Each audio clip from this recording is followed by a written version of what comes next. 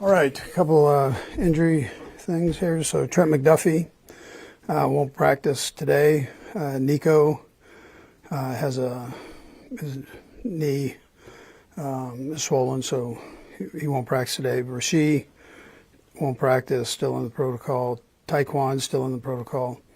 And then Jalen Watson has a muscle injury in his groin area. So with that, we look forward to the challenge of playing Denver.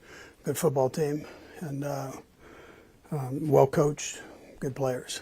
So with that, time's yours. Andy, when you went back and watched the game, what did you see effort-wise? Did you like? I know it was a tough game for them to play because the stakes weren't quite as high. But did you see the effort you'd expect to see at that? Yeah, I thought the first time we played them, it was a real good effort. I'm talking about the Tennessee game. Oh. Yeah. Oh, I got you. Well, I'm on to this game. So, yeah, you already asked me that question. So, this group here is, I thought our guys played hard against them. It's a good rival. Coach, when you're down to your third-string quarterback, and obviously you also brought back Shane Michelle, how much of the playbook is open to these guys, or do you find yourself having to scale it down a little? Yeah, you back it up a bit, formation-wise and that. You got a lot of guys that are new to it and learning. So, but we're still able to do enough, yeah, for sure. Andy, what will be Patrick's role, if anything, on this week or game day? We just, sit in the box, go to the game? Like what Yeah, if he can. That's he's still fairly short after surgery, so he definitely won't be on the sideline or any of that. So, yeah, although he'd like to be, but that's he can't do that right now. Is he able to be in any of your meetings at all this week? Yeah, he's not in the meetings. Yeah, he's been getting treatment and just kind of getting settled into that deal. That's not an easy recovery, so, but he's pounding through it and doing a nice job with that part. Well, it's undetermined officially, I suppose. Could be Travis Kelce's last home game, I guess. If it is, what does that mean to you and I guess the organization? Yeah, I don't know if it is or not. I haven't talked to him, but yeah, I think his numbers and personality and the person, I think speak for themselves. Phenomenal person, great for the community, has been great for the community. So he's everything you want from a player representing an organization. With the stadium announcement yesterday, how much attention did you pay to it? How much have you kind of followed this whole thing and thinking about 2031 and where you'll be?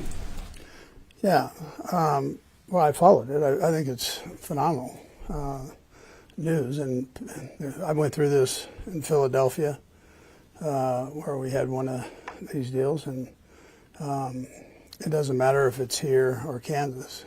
We're not moving to Florida or somewhere else. We're right here. So we've always had Kansas people come here and to the Missouri side, and it'll be likewise the other way. So that's the beautiful thing about it.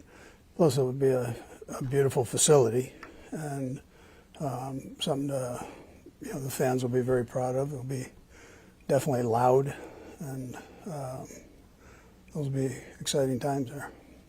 What more did you learn, if anything, about Chris when he got to go in and play, and going back and watching film with him today about how he did and how excited he is for this week? Yeah, no, listen, he looks forward to every week. You're talking about Oladokun, yeah. So, he prepares himself every week to go. So that's been an easy transition as far as him with the verbiage and such. So he jumps in and gets it. He sits behind the offensive drill there, and they mock it. The two quarterbacks, backup quarterbacks, mock it as if they're in. They make the calls to David and then go about it. So they stay fresh on that, and he's in a pretty good position that way. Yeah. Post game, he talks about how much he's watched Patrick over these last few years. Prepping now for his start, do you see any similarities between how he's preparing to what Patrick does? Yeah, no, he spends time at it. That's and he does when he's a backup. He does the same thing. So, but he doesn't have to change a whole lot for this part because he prepares himself that way, anyways. But Pat's a great example of how to go about it, and he's watched him close, and he's followed right in suit there. Yeah. And did you see a path for Damian Pierce to potentially play this week? Probably not this week. Yeah, probably not this week, but we'll see about the following week. Yeah. Andy, how would you evaluate Nagy as offensive coordinator this year? Yeah, phenomenal. I mean, we were on a record pace there for a bit as far as statistically. So he does a nice job there. And I know there's been some reports about his contract, last year's contract with the Chiefs. I guess, what do you see as the potential future? Yeah, I think he deserves to be a head football coach in this league. So that's exciting for him. Okay, guys. Thanks, guys. All right. Good.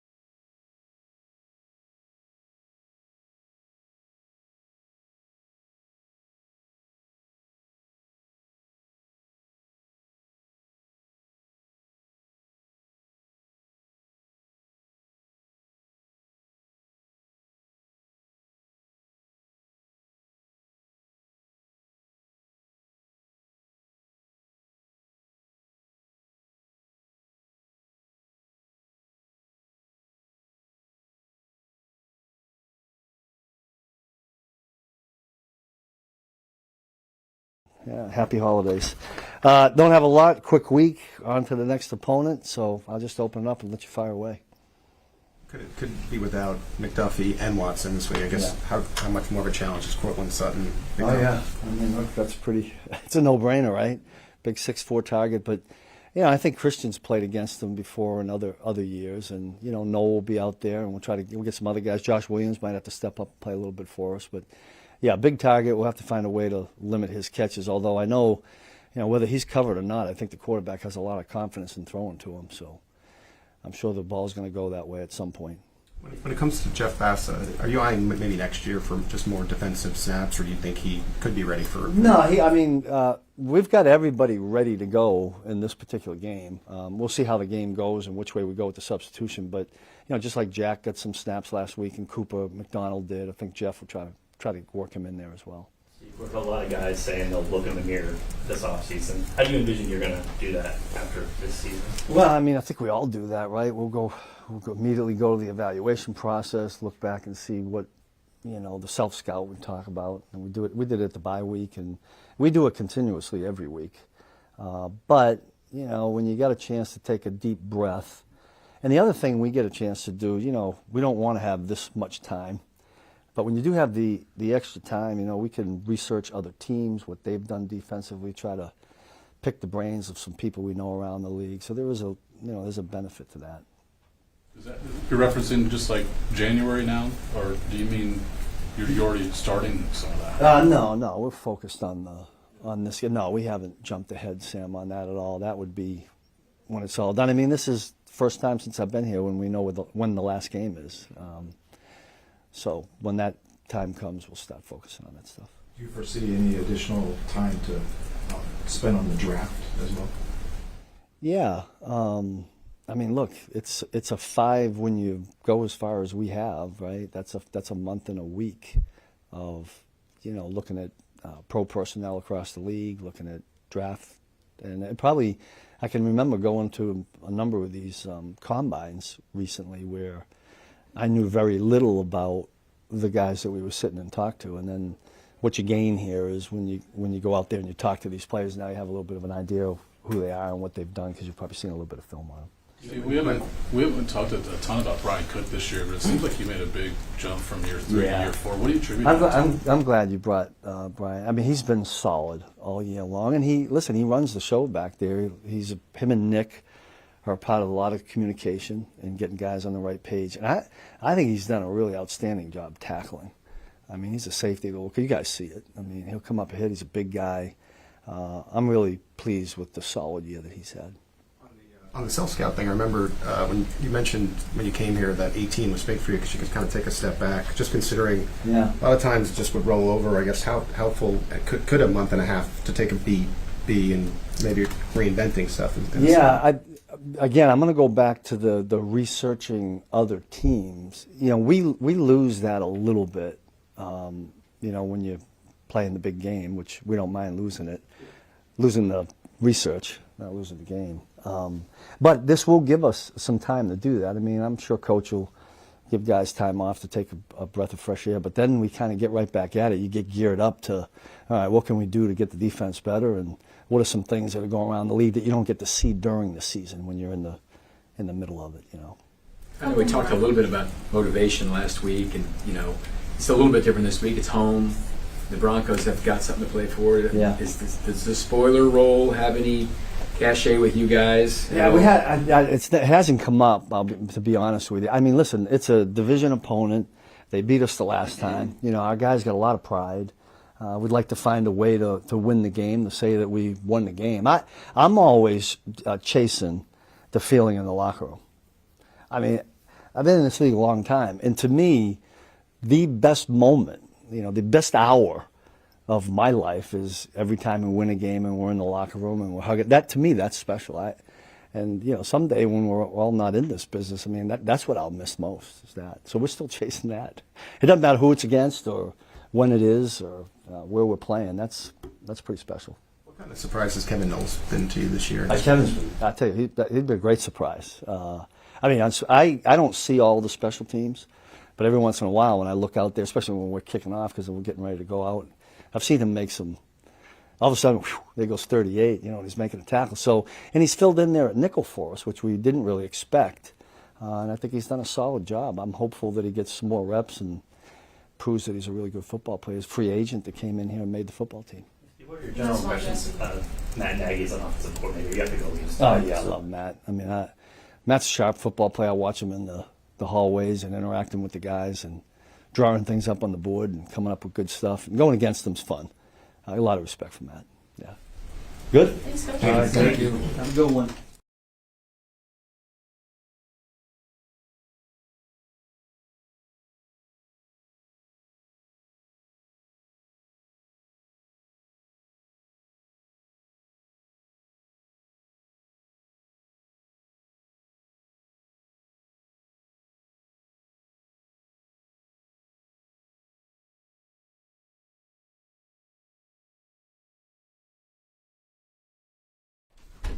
Go for Chris Jones. Chris named to the Pro Bowl team today. What did that mean to you? That I got a really, really good supporting cast around me. It doesn't happen without those guys. I'm super grateful and super appreciative of the fact that my peers and the fans still consider me a Pro Bowler in this league. Chris, do you remember the first time that you made the Pro Bowl and just kind of what your reaction was then? You know what? Early on in my career, I always wanted to make like the Pro Bowl and everything, but the first time I made it as a backup. It was like 2018. I made it as an alternate, and that's when I realized that none of it really matters. I play to win rings, man. I've never been to the Pro Bowl, but it's never been my goal to, you know, Pro Bowls. Not all pros is a little different because you're the best in your position, but the Pro Bowl is like more so popularity. I missed the Pro Bowl with 15 and a half sacks, so it just shows you how the Pro Bowl is. So, Do you think you'll go this year to that? to the Pro Bowl, I guess you go. I mean, I can't even fathom to think about the Pro Bowl right now. We got 2 more games in the season, trying to stay healthy, trying to finish the season strong, and whatever guys direct me to, that's what I'll do. But right now I'm just focused on staying healthy for the remaining of these last 10 days that I got with this group right here, making the most out of it. Chris, you've been with Kelsey since the beginning of your career. This could be his last home game, I guess. You know, when you hear that, we don't know for sure, but when you hear that, I guess, what does that mean to you? Man, it's sad, you know, to be able to be here with my brother, man, and just be able to share the field with him. I hope it is. I hope it isn't his last ride, but if it is, it's tip my hat off to him. Hell of a career. Chris Spags just talked about the feeling in the locker room after a win. That's what he chases all week. What does that feeling, that hour in the locker room after a win mean to you? Feels really, really good. You know, especially after a week of preparation and game planning. And then to be able to be successful with it and come with a W, I mean, that speaks volumes to your group, to the dedication that the individuals put in. So when it comes full circle and you're able to get the results you want, then it's like it was all worth it. We talked a little bit about motivation last week, and you were talking about you play for the name on the back and the front and all that stuff. Would there be a little different kind of motivation when you're at home and playing the Broncos and they're playing for something, or any of that matter at all with you guys? Man, we're in G-High Field, Arrowhead Stadium. Anytime you step in Arrowhead, man, it's fun. You feel the love, you feel the energy, and then, you know, you're playing for something more greater than yourself. I mean, it's a lot of kids there. Probably going to be a lot of first-timers there because of the Christmas game. A lot of people coming out, understand they plan to pay their hard-earned money, no matter where we at in our situation on the aspect of playoffs or anything. I think you owe it to them to give your all and play your best and, you know, show it for the fans. Is it just a coincidence? You got the Kansas City, Missouri hat on. How do you feel about the announcement that this team's going to be going to the other side of the state line? Listen, man, there's a lot of history in that stadium, and like Mr. Hunt said, his father was all about evolving, and these fans are loyal. They've been loyal since knee high, and you know, whatever they do, that's 2031. How many years away is that? 5? Maybe 37. Yeah, I won't be playing there, man. I won't be playing there, man. I hope I have a seat somewhere in the suite or somewhere wherever they plan to build this thing at. But, oh, man, that's so far away, but so close, man. And whatever they do, wherever we play at for the next few years now, I'll be appreciative. But I have so much love for Kansas City, Missouri, and Kansas. So wherever we play at. Could you be a coach in 2031? Does that interest you at all? Coaching my kids to play football. Y'all take care.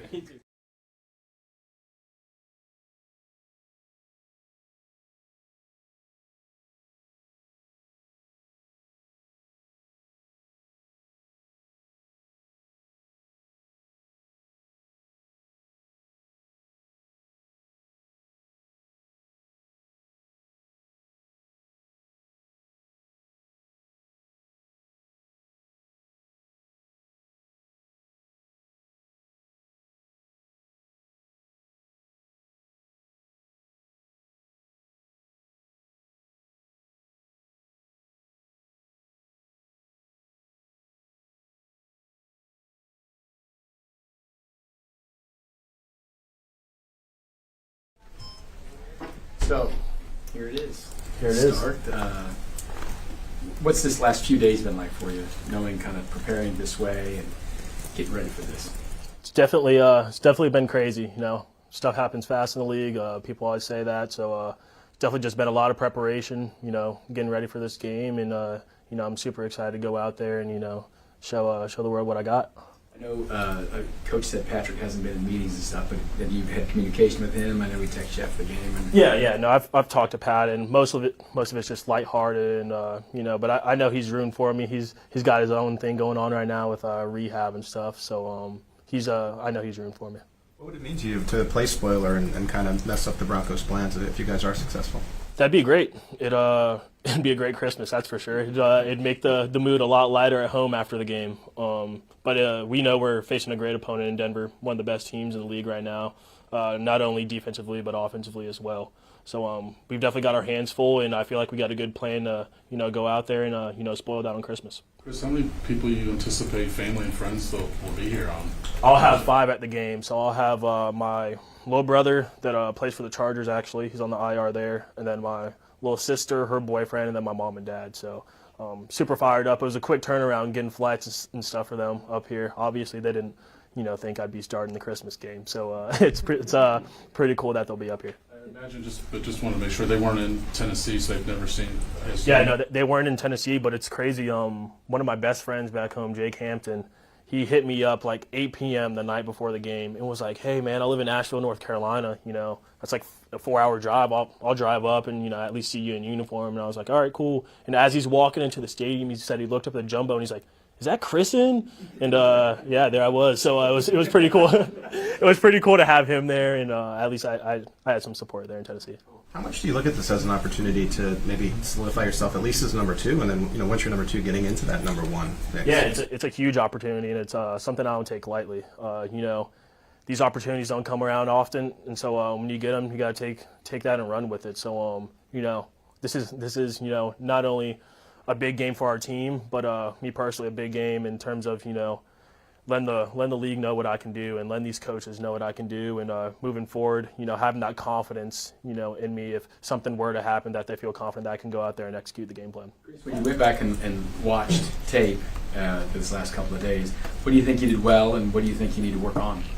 I think especially early towards the game, getting us into field goal position and leading some scoring drives was great. Getting the ball out of my hand and just sort of getting the ball to our playmakers did well. Was able to extend a couple plays too for some big games, which that's big part of my game and something I always want to utilize. And then in terms of I think just the little operational stuff, just making sure we get in and out of the huddle. Don't want to have any penalties, whether it's my cadence and me and the O-line just sort of getting on the same page. I think that's always something we could clean up. But for a first outing, I felt really good, felt really proud of myself, and not only myself, but the guys were awesome with me. I mean, Trav, Creed, Trey, the whole O-line sort of make it every single driver out there. Hey, we got your back, man. So when you have that confidence, from those guys, I mean, I felt great. They literally told you that? Yeah, every single drive, Trey would look at me and he's like, "I got your back, man." And that just speaks to his character and our whole offense, our whole team.